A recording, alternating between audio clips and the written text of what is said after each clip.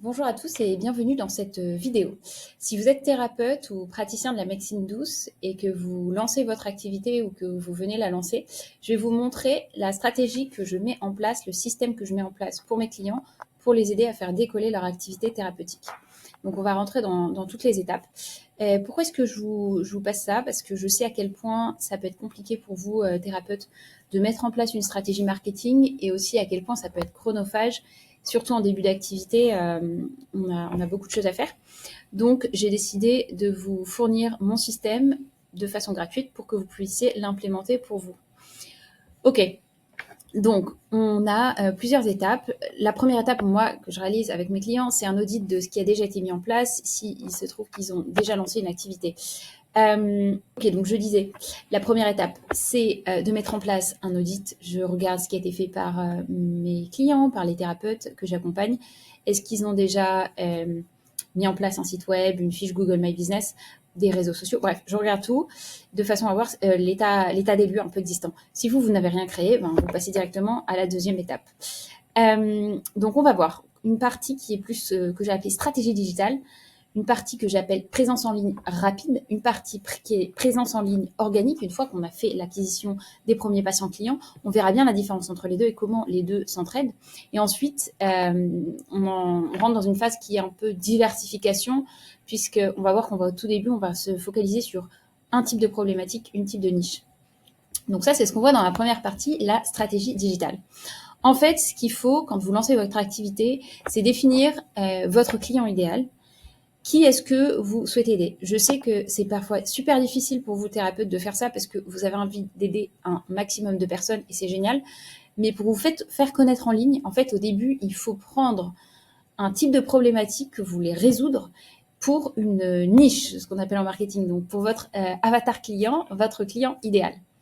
Et en fonction de ce client idéal, que vous devez connaître par cœur, quelles sont ses douleurs, quel est son quotidien, où est-ce qu'il fait ses recherches sur Internet, ses relations avec ses proches, sa famille, ses amis, ses relations professionnelles, comprendre son univers, vous allez pouvoir définir ce qu'on appelle une offre idéale. Donc, c'est l'offre qui correspond à votre client.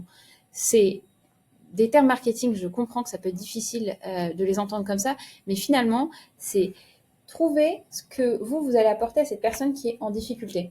Donc, une offre idéale, c'est, par exemple, prenons la cible des femmes entre la trentaine et dans la trentaine et 40 en dépression postpartum. Ça, c'est un exemple. Eh bien, ces femmes, vous allez leur mettre une proposition de valeur, une offre qui vont les permettre de les accompagner et d'aller mieux. Je sais que c'est difficile parce que pour vous, thérapeutes, parfois, on ne veut pas proposer une solution miracle et beaucoup de facteurs rentrent en compte. Mais en tout cas, vous allez, dans votre offre, mettre l'accent sur les outils que vous avez et qui peuvent permettre à cette personne d'aller mieux. Et donc ça, ça doit se formuler de façon très claire en une phrase et ça s'appelle votre offre idéale. Une fois qu'on a fait ça, moi je fais l'identité graphique qui colle à la cible, à la personne que j'accompagne, le thérapeute, en fonction de ses goûts. Et donc ensuite, en fait, il faut que vous mettiez, donc vous avez vos points principaux de communication et vous devez les répertorier et les répercuter sur votre site web s'il est déjà existant, donc le mettre à jour, s'il n'est pas créé, le créer, et votre fiche Google My Business qui est bien sûr hyper importante pour vous faire connaître en ligne aujourd'hui. Donc ça, c'est votre première étape, la stratégie digitale. Ensuite, on va rentrer en détail dans ce que j'appelle la présence en ligne rapide.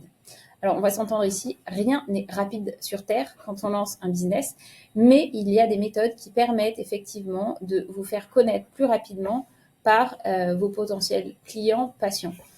Ça, c'est ce qu'on fait à travers donc, de cette partie que je vais vous montrer ici. En fait, on met en place des publicités payantes, Google Ads, qui, quand elles sont bien faites, elles sont très rapidement rentabilisées. Enfin, moi, je vous le garantis, dans mon accompagnement, elles se rentabilisent très bien si vous savez bien les monter. Il y a beaucoup de ressources sur Internet que vous pouvez trouver pour apprendre à faire ça correctement. Donc, ces publicités, où est-ce qu'on va les envoyer? On va les envoyer sur ce qu'on appelle une landing page. Donc, il y a beaucoup d'anglicisme dans le marketing, je suis désolée. Mais donc, une landing page, et donc tout ça, ça fait partie de ce qu'on appelle un funnel de vente, un funnel de vente. c'est un entonnoir dans lequel on a des personnes qui considèrent, qui ont un problème, qui considèrent les solutions et qui finalement prennent une décision de qui va les accompagner dans la résolution de leurs problématiques. Juste pour info, mais on n'est pas obligé d'utiliser ces termes barbares. Donc, quand même, la landing page, la structure classique, c'est donc un titre. Là, on se focalise sur votre avatar client, sur votre client idéal. La promesse, c'est-à-dire quelle est la méthode que vous avez développée pour les aider à aller mieux, pour traverser cette période difficile dans laquelle ils sont. Et bien sûr, c'est pas une solution miracle, encore une fois, hein, j'en ai tout à fait confiance, mais il y a vraiment des manières de le formuler de façon éthique sans que vous ayez l'impression de renier vos valeurs. Moi, c'est ce que je fais avec mes clients, je vous assure que ça fonctionne. Ensuite, vous aurez une vidéo qui explique comment vous mettez en place ces outils, comment vous travaillez. Et pour eux, c'est hyper important parce que ça leur permet d'humaniser un petit peu cette méthode dont vous parlez et ils peuvent comprendre réellement qui y a derrière, qui est l'humain, qui vous êtes. Et donc, ça va leur donner envie de prendre rendez-vous. Et donc, on appelle ça un call to action. C'est un bouton sur lequel on envoie vers votre agenda. Tout est synchronisé. Et vous pouvez faire en sorte d'avoir un premier contact, un premier échange avec cette personne par téléphone. Et bien sûr, si la personne est intéressée par votre solution et si vous vous sentez en capacité de l'aider, et si en général, si vous faites des bonnes publicités, vous allez cibler les bonnes personnes dans les bons lieux, alors les personnes que vous aurez au téléphone seront intéressées, vous serez en capacité de les aider sur une problématique spécifique que vous avez définie. Donc, l'appel est closé, ça veut dire que vous avez signé avec eux pour les accompagner. Je recommande bien sûr de plutôt essayer de proposer un accompagnement avec des packs, parce qu'on n'a pas, en une séance, on ne va pas résoudre des problèmes aussi difficiles que ceux que vous essayez de résoudre. Et donc voilà, la personne, elle est cliente. Là, on est content. Si la personne, l'appel n'est pas closé, ce qu'on dit en marketing, eh bien, c'est pas grave. Avec les informations qu'elle vous a données, vous avez des ressources que vous pouvez lui partager et qui vont l'aider. Mais c'est pas un accompagnement qu'elle prend avec vous, mais il y a d'autres choses. Vous avez développé des ressources. On fera une autre vidéo là-dessus à sujet sur quel type de ressources, vous pouvez développer pour que quand on appelle, finalement, ne puisse pas déboucher sur un accompagnement, vous puissiez quand même apporter de la valeur à ces personnes que vous avez eues au téléphone et qui ont une problématique. Soit, donc bien sûr, vous avez ces ressources, ça peut être des vidéos, des checklists, des articles sur votre blog ou des études de cas que vous avez fait avec d'autres clients, on va voir ça en détail plus tard. Soit vous vous rendez compte que vraiment la personne, elle a une problématique et vous savez qu'il faut la rediriger vers un autre professionnel et donc vous faites ça et c'est génial pour elle. Donc, quand on arrive ici, on a fait cette vous allez avoir naturellement, grâce à vos annonces Google Ads, des premiers clients, donc vous allez obtenir cette présence en ligne rapide et vos premiers clients. Vous allez commencer à remplir votre agenda très rapidement. Ça peut prendre, moi avec mes clients, 2 semaines, le temps de monter l'offre idéale, le client idéal, de définir tout ça, de monter les ads en 2 semaines. Vous avez déjà des clients qui viennent toquer à votre porte, qui vous appellent. Une fois qu'on a fait ça, on va quand même chercher à travailler parce qu'on ne veut pas toujours utiliser des Google Ads, des publicités, puisqu'une fois que vous arrêtez d'investir, eh bien, ce mécanisme, ce funnel de vente s'arrête aussi. Donc, on veut aussi travailler ce qu'on appelle la présence en ligne organique par rapport à la présence en ligne payante. La présence en ligne organique, ça prend plus de temps, mais à moyen long terme, et d'ailleurs à court terme aussi ça fonctionne, c'est hyper bénéfique pour vous. Qu'est-ce que c'est? Et d'ailleurs, ça vous aide aussi à faire en sorte que votre présence en ligne rapide, c'est-à-dire vos ads, fonctionne, puisque tout l'univers que vous allez monter de façon organique, on va voir dans la suite comment vous allez faire ça, eh bien, ça permet aux personnes qui sont attirées sur vos pages, sur votre contenu, sur votre site web, de voir ce que vous faites et vous gagnez en crédibilité. Et donc, ça vous fait encore plus de patients accompagnés via ces ads. Celles qui voient vos annonces ont du contenu à consommer et elles trouvent que c'est hyper intéressant. Donc, elles vous appellent. Donc, elles sont déjà pré-closées. Et donc, vous aurez plus de patients accompagnés, même avec vos ads, en faisant de l'organique. L'organique, donc, qu'est-ce que c'est? L'organique, ça va être tous vos réseaux sociaux. Donc là, moi, j'ai mis Instagram parce que c'est vrai que pour les thérapeutes que j'accompagne, les praticiens en médecine douce actuellement, c'est le canal le plus utilisé. Mais bien sûr, vous pouvez très bien être sur TikTok, vous pouvez très bien être sur YouTube si vous aimez le format vidéo et plus long. Bon, bref, ici, sur Twitter, enfin tous les réseaux sociaux ici sont tout à fait légitimes. D'ailleurs, même Facebook, hein, bien sûr, qui fonctionne encore beaucoup pour les thérapeutes. Et ensuite, votre fiche Google My Business. Pourquoi c'est de l'organique? Puisque les personnes cherchent dans Google, dans la barre de recherche, un mot-clé, une problématique, et bam, elles tombent sur votre page Google My Business et elles vous appellent. Et bien sûr, votre site web, pour lequel vous pouvez travailler tout ce qu'on appelle le référencement, le SEO, qui va faire que pareil, plus il est travaillé correctement, plus les personnes, plus l'algorithme Google va faire en sorte que votre site web il remonte dans les premières pages. Parce qu'il faut savoir que bien sûr, personne ne consulte la page 10. Donc l'objectif, c'est d'être en tout en haut. Ok, donc on revient ici. Là, pourquoi est-ce que je vous disais que ces deux parties sont très liées? C'est que ici, vous allez apporter les personnes qui n'ont pas converti, que vous ne pouvez pas aider. Vous allez les faire en sorte qu'elles s'abonnent à votre contenu que vous produisez.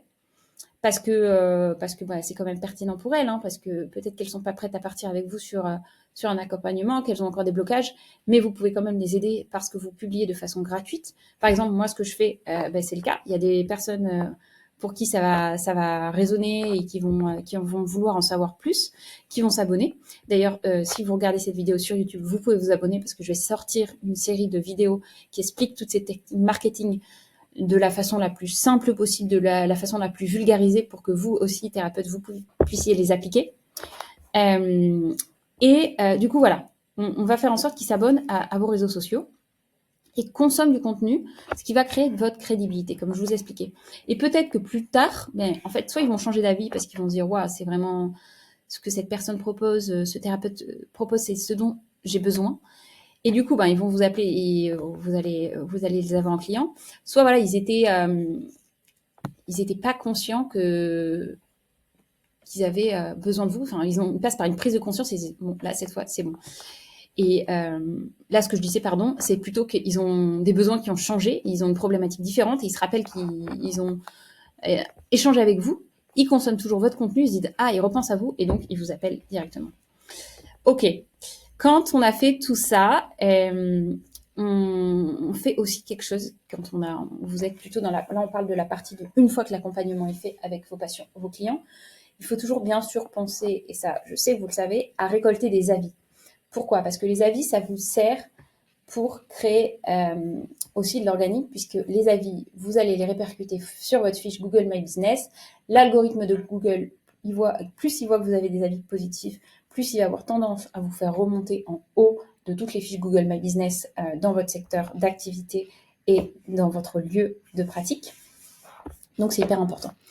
Je ferai une autre vidéo d'ailleurs sur ce sujet parce qu'il y a beaucoup de choses à voir en détail sur les automatisations qui permettent de récolter automatiquement des avis de vos patients sans avoir à chaque fois à leur demander après la séance est-ce que vous pouvez me laisser un avis. Vous pouvez faire ça par email de façon automatisée et faire en sorte que ces avis soient automatiquement postés sur votre fiche Google My Business. Ok, j'espère ne pas vous avoir perdu. Maintenant, on va passer à la dernière phase. Donc là, déjà, quand vous avez fait tout ça, je peux vous assurer que votre agenda, il est rempli. Vous vivez de votre activité et vous avez mis un certain mécanisme en place, vous avez des automatismes qui font que le marketing est moins chronophage parce que vous savez exactement quoi faire, quand faire et vous n'en faites pas dans tous les sens et vous ne vous perdez pas dans les actions marketing.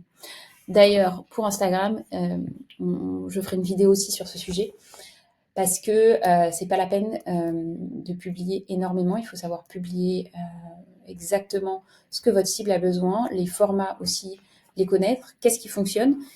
Et une fois que vous avez ce qu'on appelle un Instagram vitrine, c'est-à-dire quelques posts, vous pouvez faire une autre technique d'acquisition qu'on verra dans une autre vidéo qui s'appelle l'outreach. Mais je ne vais pas vous perdre pour l'instant déjà vraiment en se focalisant sur mettre en place des bonnes ads sur Google qui fonctionnent, que vos potentiels clients voient et vous appellent, plus créer ces fondamentaux de l'organique. vous allez déjà pouvoir très bien vivre de votre activité et remplir votre agenda. Une fois que tout ça est fait, on va quand même revenir sur ce qu'on a dit au début. Je sais que pour vous, c'est important de pouvoir apporter au plus de monde possible et ne pas rester bloqué dans une niche très, très, très, très ciblée. Donc en fait, ensuite, on arrive à ce qu'on appelle la diversification de la patientèle. Pour moi, c'est ce que j'ai mis en bas, c'est répliquer la présence en ligne rapide, la présence en ligne organique et en tout début, la stratégie digitale. Donc, vous reprenez un sujet, vous reprenez une niche et vous réappliquez votre méthode. Et c'est un loop, vous pouvez le faire indéfiniment. Comme ça, vous pouvez vous sentir plus épanoui dans votre pratique, à accompagner différents types de profils. Puisque je sais que c'est très souvent ce que les thérapeutes me disent, qu'ils ne veulent pas être enfermés dans une seule niche, chose que je comprends tout à fait.